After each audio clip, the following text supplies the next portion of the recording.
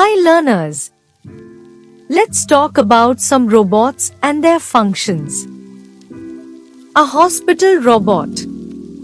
It serves the patients and deliver pills and medicines, and most advanced robots can even perform surgeries. A drone robot. It takes shots and videos of an entire area and perform monitoring, often used in events like wars, navigation and monitoring the regions. Hello, welcome to the event. Hi, it's amazing to meet you. Thank you. A humanoid robot resembles a lot like human beings and can communicate and greet with human beings and perform various tasks with its artificial intelligence. A vacuum robot. It is used for vacuuming and cleaning purposes in houses, apartments or restaurants.